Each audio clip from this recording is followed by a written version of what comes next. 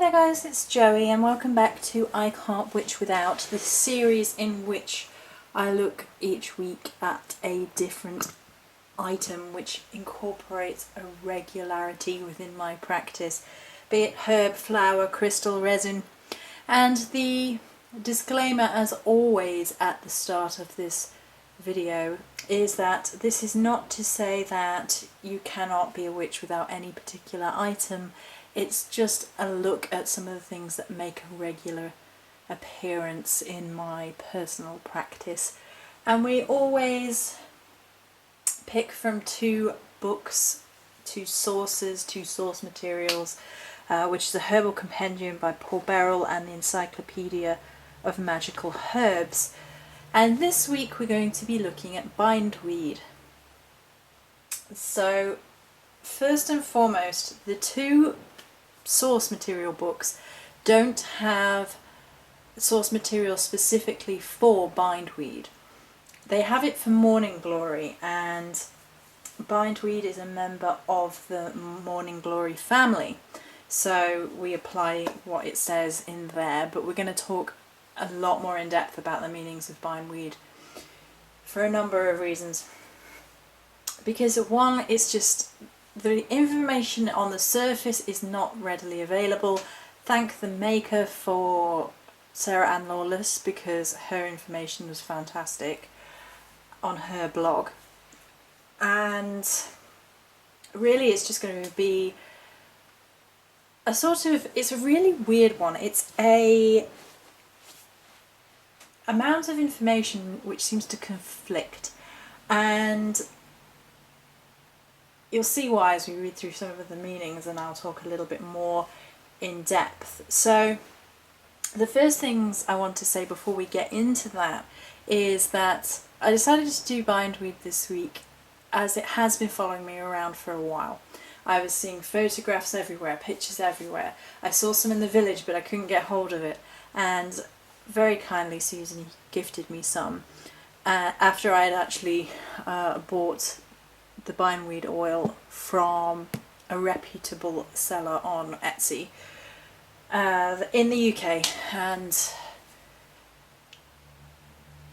finally, about a month after that, is it about a month after? A couple of weeks, 3 weeks after that, I actually went to a different hedgerow and I did actually find some. So it has a really wonderful presence in my life now, because A, it's one of those herbs that's insisted, and usually when I get a herb or flower or whatever that insists, it has a deeper meaning. It's really going to resonate with me. It's going to talk to me in terms of data work, spirit work with plants.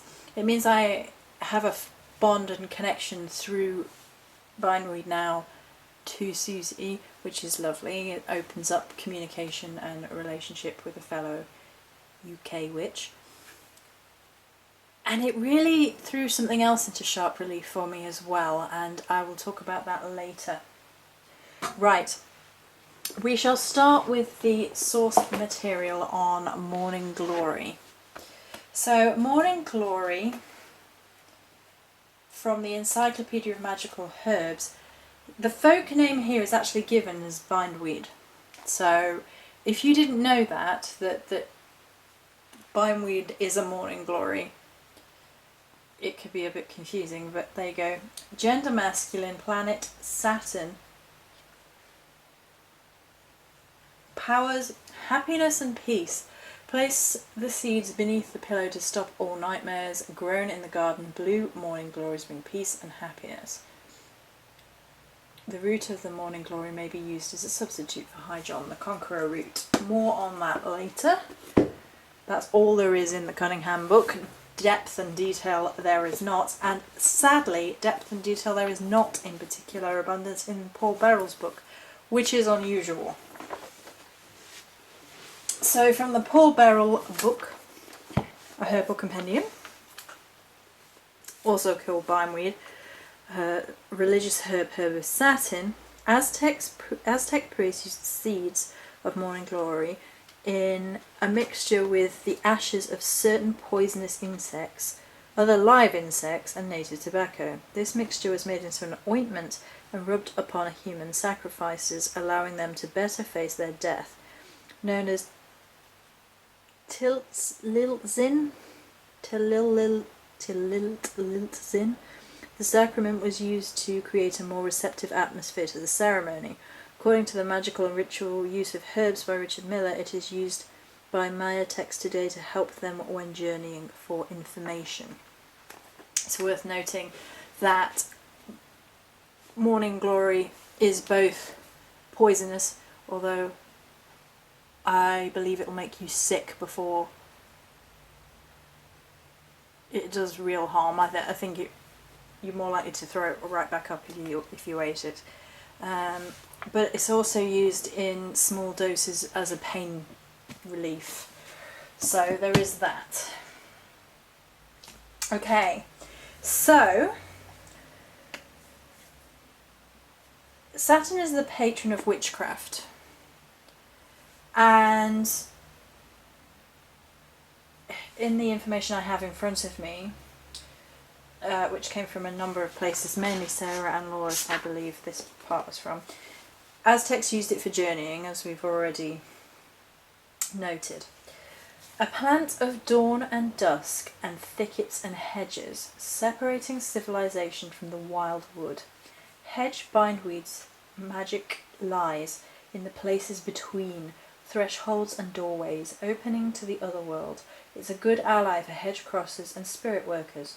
Its persistent vines create a connection or bridge to both worlds. One is travelling in between, giving the safety of a return route in spirit work, in out-of-body work. The tangled vines can be used in binding spells for people, objects or spirits. Used as a substitute for High John the Conqueror root, in Hoodoo tradition usually. It has the same magical properties of good luck, success, confidence in self, strength and commanding power. It grows counterclockwise, widdershins, which is unusual.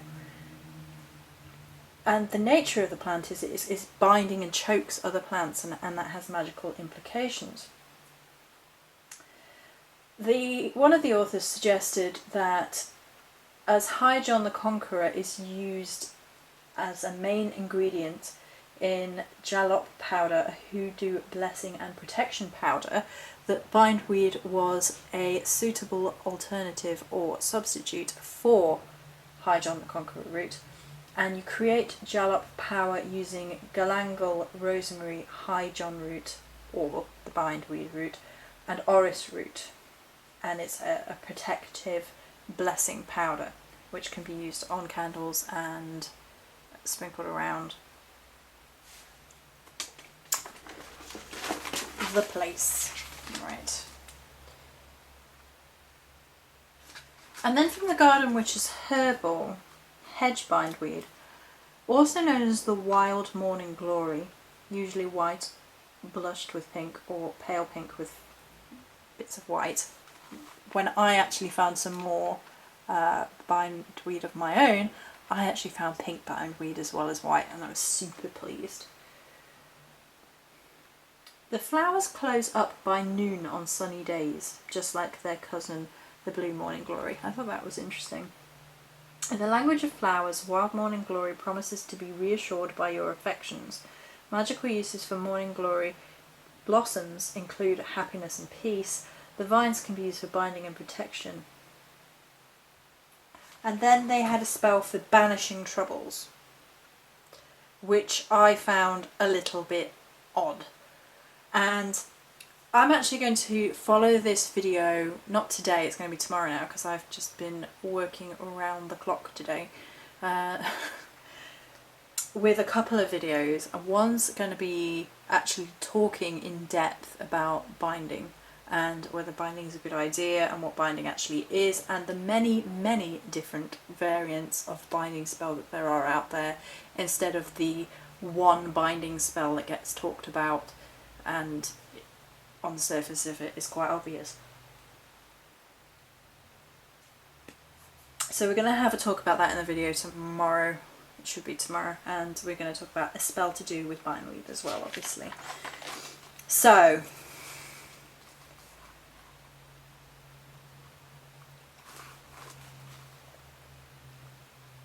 where do we start from my discussion? Okay, I think actually I'm going to share with you my poem that I shared on Facebook.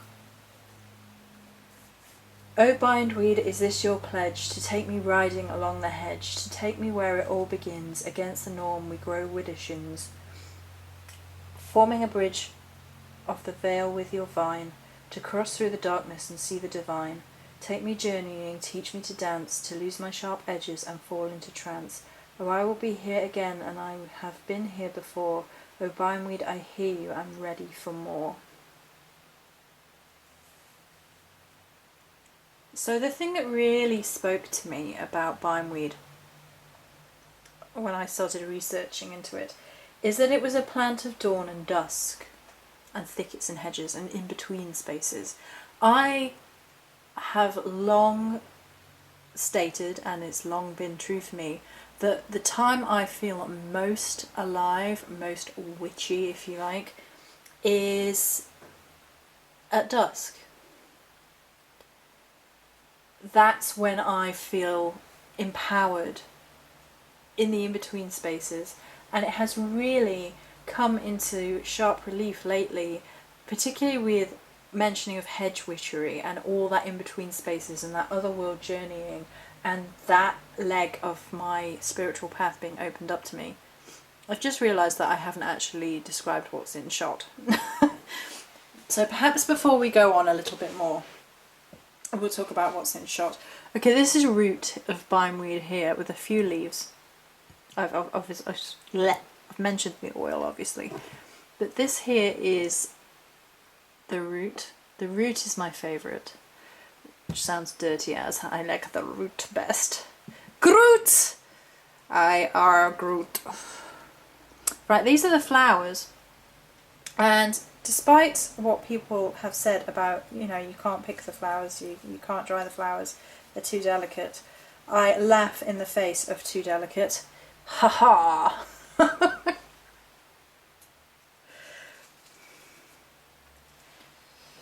Oh, I have a very gentle touch. I amuse myself. Anyway, the thing that I really wanted to focus on, I'm going to move everything off for a minute just so we can see it properly, and then we will put everything back in shot, and then I will carry on talking and discussing the herb, I promise. Is this. Okay, and we've got a flower on there as well, that's awesome. So this is one I actually found myself, and this is actually a piece of wheat, and then the bindweed is intact around it. Can you see the little wiggle right by my finger? Let's zoom in. I don't know how far we can get pretty far in. Good. You see how that beautifully curves around the piece of wheat. So I took the whole piece of wheat rather than try and remove the bindweed, because I was like, oh, I need that for something. I don't know what yet, but I need it for something. And that basically shows you what the plant does. It suffocates other plants to a degree. Gardeners hate bindweed because it can kill off a lot of other plants. And you should be very careful if you do bring bindweed into your home that you don't pollinate your garden with it, because it can suffocate other plants. It basically grows up around them, it chokes them, it draws all the nutrients from them, it binds them, basically. Right. And that being said, I find it so bizarre that there are all these uses of bindweed in the sort of happiness element. They do call to use the flower rather than the vine, although I've seen suggestion that the roots can also be used for that as well. Obviously, if it's a substitute for High John the Conqueror, which is used for luck, success, confidence. I mean, I can get that. I can get good luck, because it kind of roots itself against all odds maybe and overcomes all difficulties. So that success, confident in self, I get that, because that's basically like sheer determination to win. And strength is obviously sheer determination as well, because this plant just will not let go. And then commanding power, obviously. However, in terms of happiness and peace and like love in some cases, I'm like, really? It grows widdershins, it chokes things to death. It binds, it sort of really holds on. It's not what I would consider a love and happiness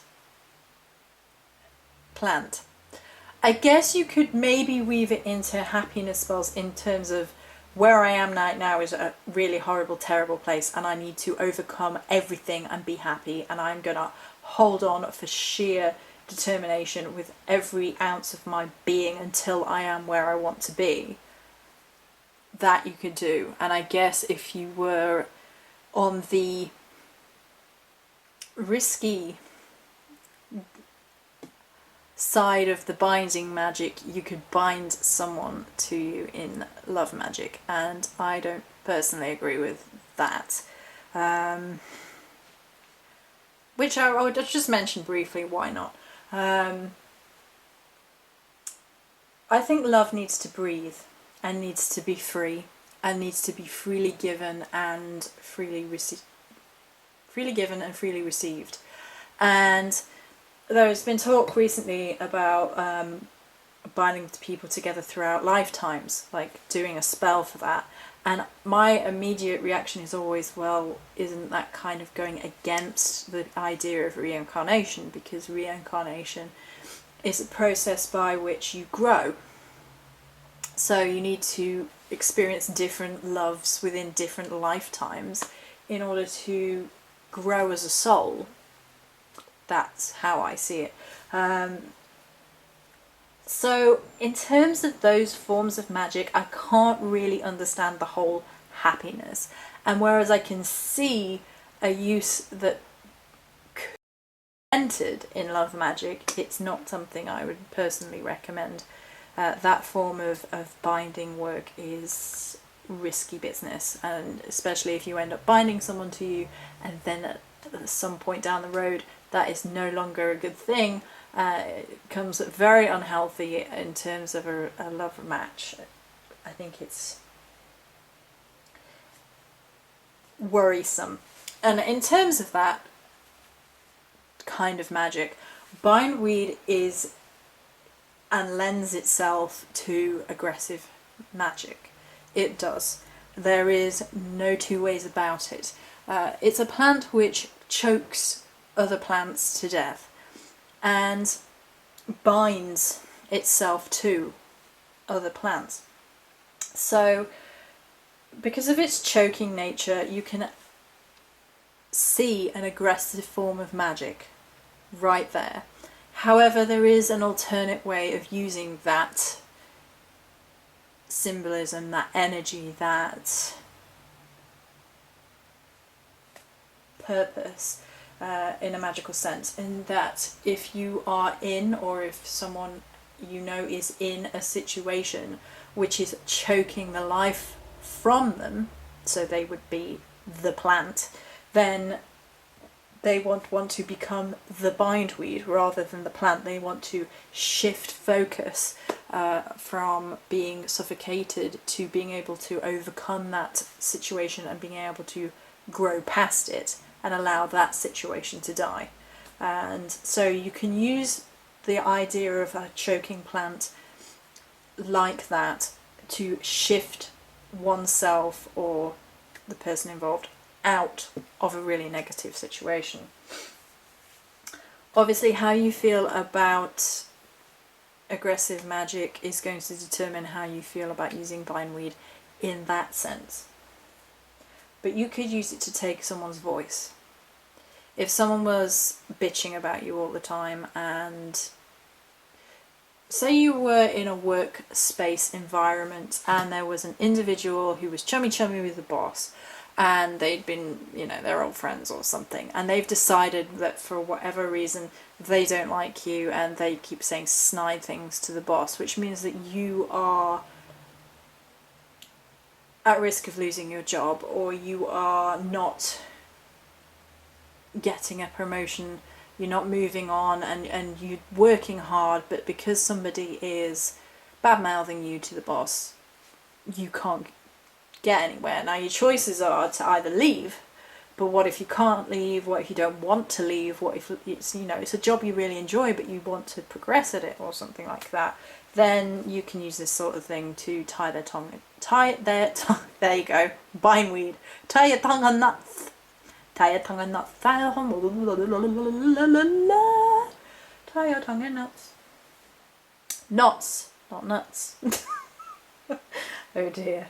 It's going to be one of those videos. Okie dokie. So there is that element, and it's just not something that we can escape from. That is the nature of the plant, and it has to be addressed. And to pretend it doesn't exist, to pretend all magic is fluffy, to not really discuss it is just counterproductive to our understanding of what everything does. You have to be able to understand how to harm in order to understand how to heal. And bindweed has that duality very much so, because on the one hand it can be used for tying things up, choking things, just stopping the life from things. But on the other hand, it's a hedge crossing, boundary breaking herb, plant, flower. It is a plant of dawn and dusk and thickets and hedges. It separates civilization from the wild wood. And hedge magic has been something that has been coming up time and time again for me lately, and that's something I've been reading about more and more, and something which fascinates me. And I think hedges are I think it's fair to say that hedgerows are quintessentially English in modern times. There are people that have come to England on holiday to see hedgerows, because it's not done the same way in other countries. That's not to say that other countries don't have hedges. It's just one of these things which is really English, like the bordering of land with hedgerows. And because of that, it sort of plays into this English witchcraft idea, and there are veins of traditional witchcraft that really do delve into hedge witchery, and I think it's a fascinating subject, I really do. The idea that the hedges initially and originally were created because on the other side were the woods, and on one side was the civilized world, inverted commas, that as it became more Christianized, became more fearful of the woods and the deep magics and the old magics and witchcraft and just old knowledge became demonized. And it becomes this fascinating energy that the hedgerows take on, and thus bindweed takes on because it is a plant of the hedgerow. It becomes a wild old world plant.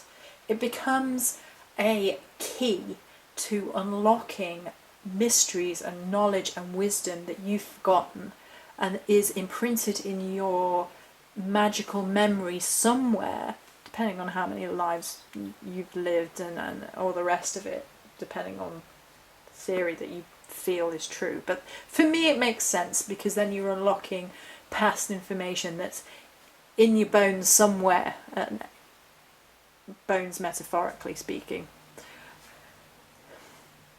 It's associated with Saturn, so it's associated with witchcraft, and that makes it like a herb of the witches, a herb of the hedges, a herb of deep old magics, of mystery, of knowing, of knowledge.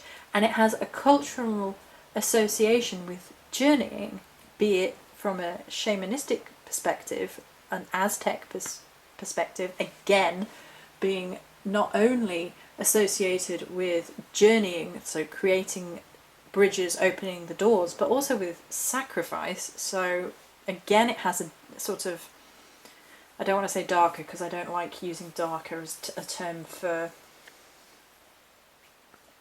not malicious, oh, malignant? Let's go with malignant. It has a more malignant energy to it, this duality, this dangerousness.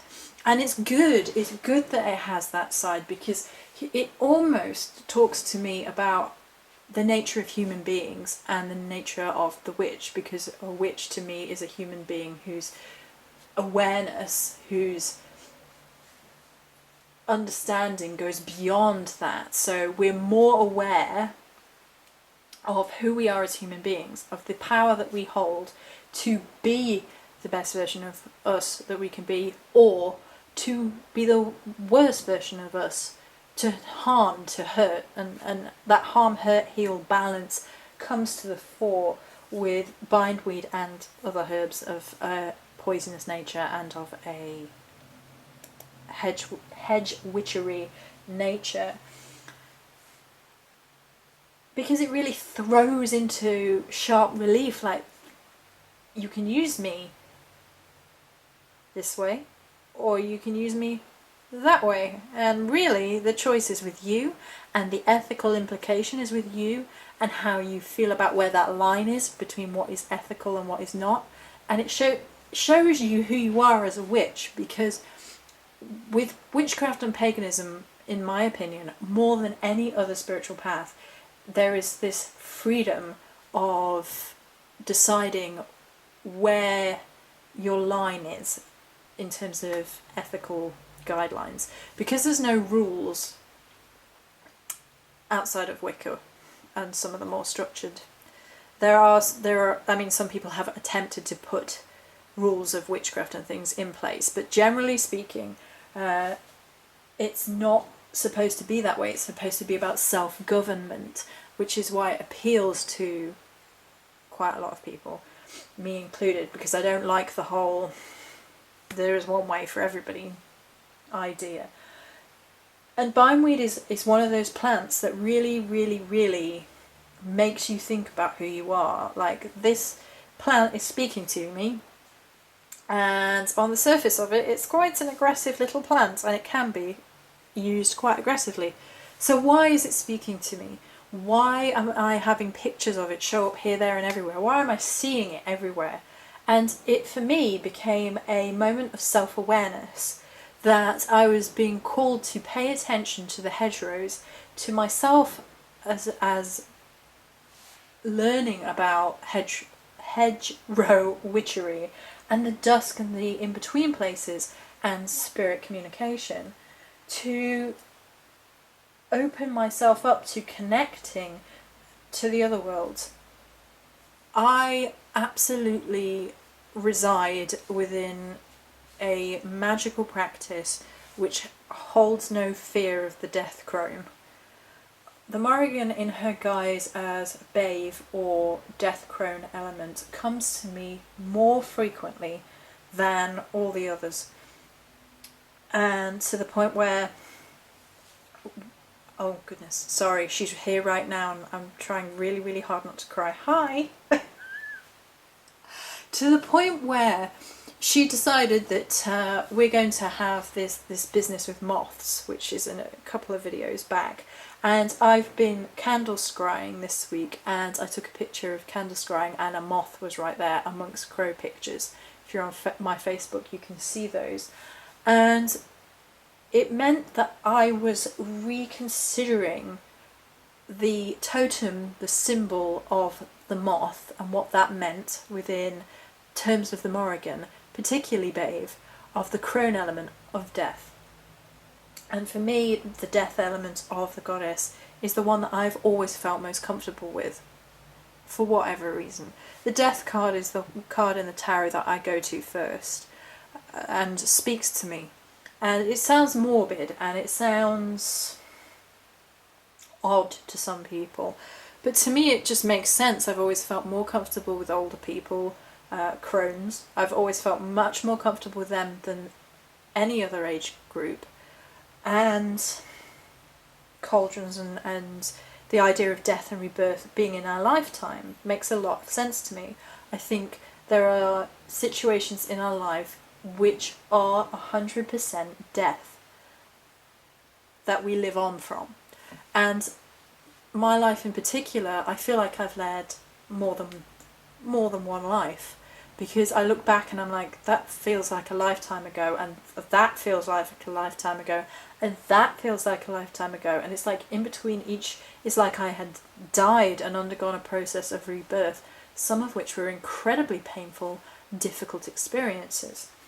And because of that, I feel that this particular plant could be really, really connective in the process of not only connecting to death goddesses and gods for that matter, not only bordering over to the other worlds and contacting spirits and grounding you back into the present, back into the mundane, because it's a two-way bridge. So it means that you can have these shamanic otherworld journeys and yet come back from them and ground you in this present, really bind yourself into this reality so you're not going to have problems coming back. But it also can help you to overcome all these little deaths in your lifetime. So it's basically a flower herb, in my opinion, that speaks of absolute resilience, absolute strength, of overcoming your deepest, darkest fears, of facing who you are on the worst levels of who you are.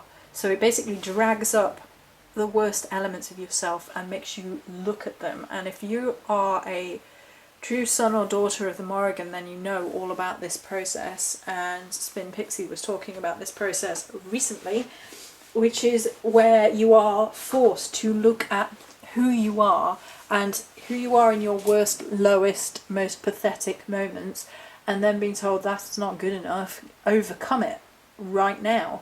And therefore this plant has become intricately linked to the Morrigan in my mind, particularly Bave, particularly the crone aspect.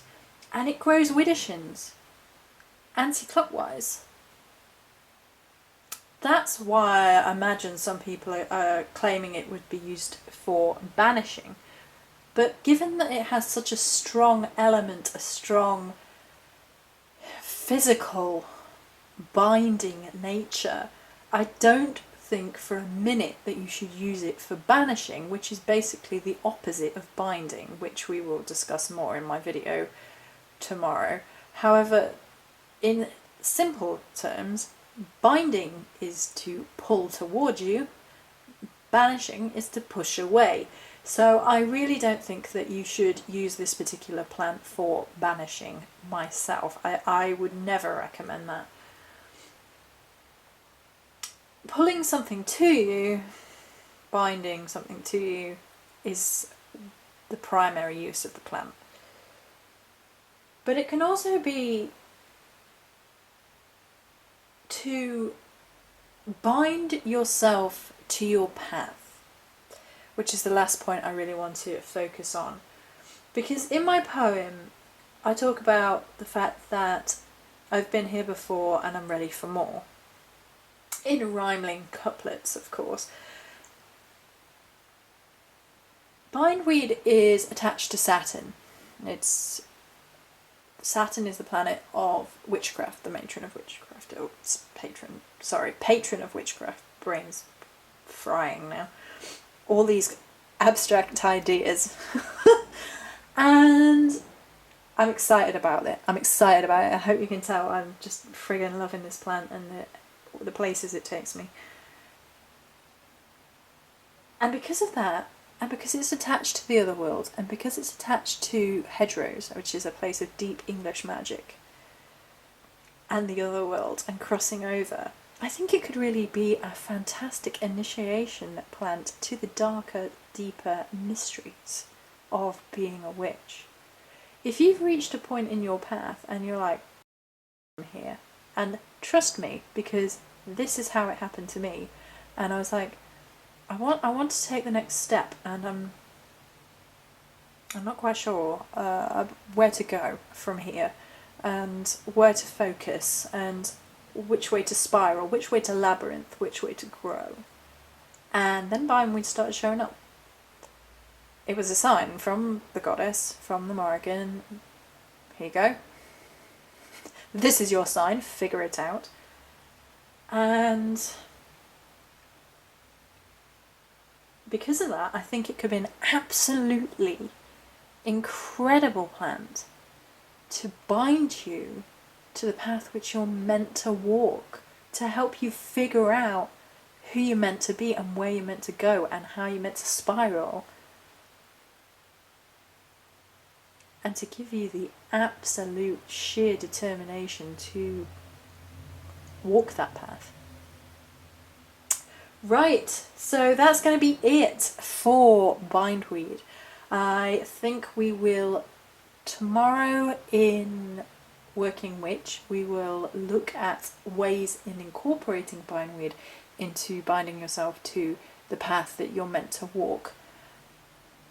And following that, we're going to talk about binding spells in general in its own video, and what it is, and some good ideas and some bad ideas, and what it is not. So there we go. I hope you enjoyed this video on Bindweed. I'm excited to bring it to you. I'm excited to work with it. Many starry blessings.